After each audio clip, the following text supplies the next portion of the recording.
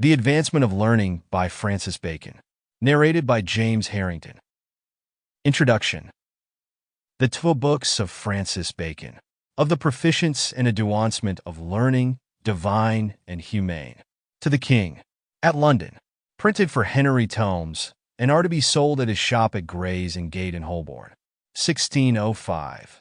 That was the original title page of the book now in the reader's hand, a living book that led the way to a new world of thought. It was the book in which Bacon, early in the reign of James I, prepared the way for a full setting forth of his new organon, or instrument of knowledge. The organon of Aristotle was a set of treatises in which Aristotle had written the doctrine of propositions.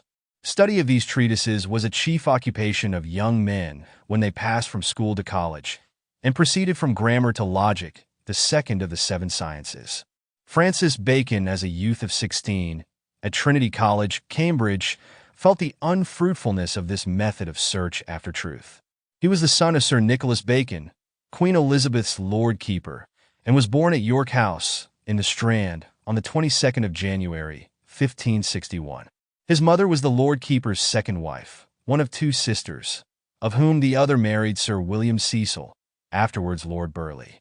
Sir Nicholas Bacon had 6 children by his former marriage, and by his second wife 2 sons, Antony and Francis, of whom Antony was about 2 years the elder. The family home was at York Place, and at Gorhambury, near St. Albans, from which town, in its ancient and its modern style, Bacon afterwards took his titles of Verulam and St. Albans.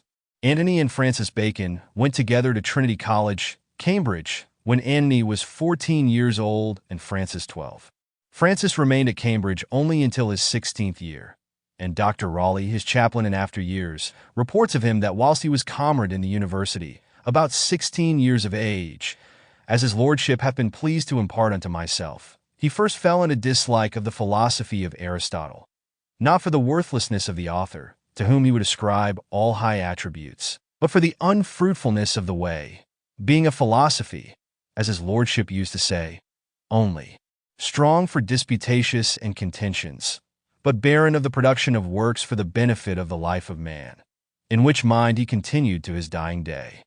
Bacon was sent as a youth of 16 to Paris with the ambassador Sir Amias Paulet to begin his training for the public service, but his father's death in February 1579, before he had completed the provision he was making for his youngest children, obliged him to return to London, and at the age of 18, to settle down at Gray's into the study of law as a profession.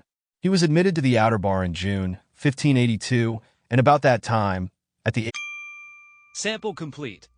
Ready to continue?